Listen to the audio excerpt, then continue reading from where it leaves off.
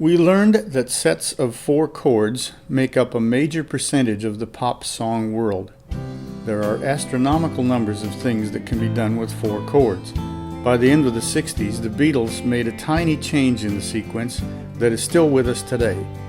Their song Let It Be changed the sequence from the smooth doo-wop 1-6-4-5 to the more angsty 1-5-6-4. In other words, the sequence C, A minor, F, G evolved to C, G, A minor, F. The chords are the same, only their order changed. The Aussie comedy group Axis of Awesome play a medley of recent popular songs based on this newer 4-chord sequence. Mastering these 3 and 4 chord sets is the secret to playing by ear. If you know that a song is made up of these chords, you can anticipate the next chord, even if you've never heard the It's a song. great band, isn't it?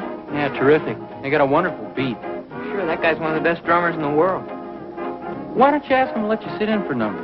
Oh, I couldn't do that. It would be too embarrassing with Mom and the committee and all. I think name bands let guys sit in, don't they? Oh, no. Only in case of emergency. Somebody's taken sick or something. Ladies and gentlemen, may I have your attention, please? Would Ricky Nelson please come to the bandstand?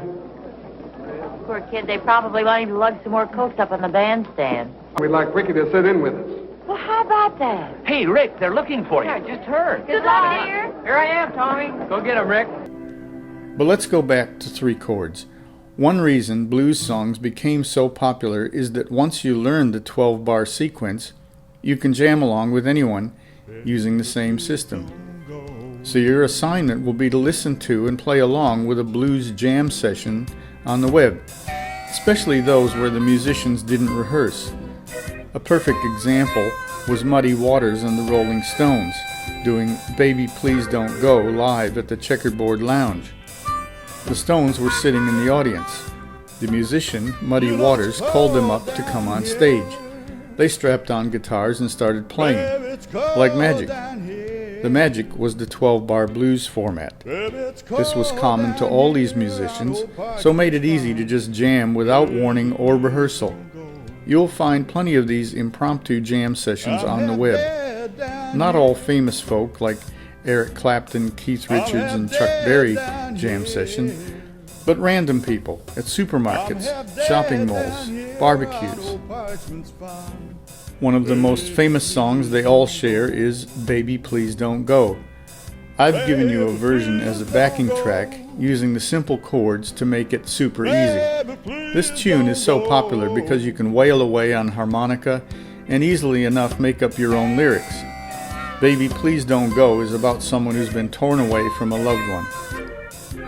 So you could repeat lines like, I can't sleep at night, I'm thinking about you all night long, I get your letters in the mail, or whatever. The possibilities are endless. In play by ear, you're now hearing the song as a whole, as a sequence or a progression, rather than an arbitrary set of chords. So the same jam session principles that apply to rock and roll also apply to its contemporary impromptu style of music, street corner.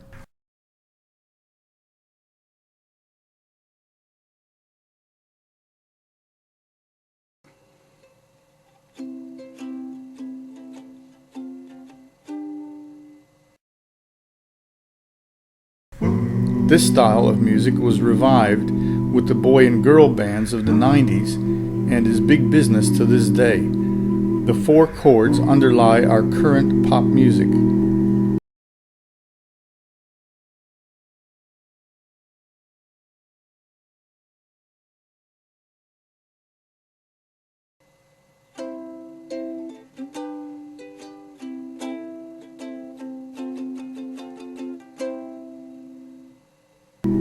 But, as with rap, it started on street corners.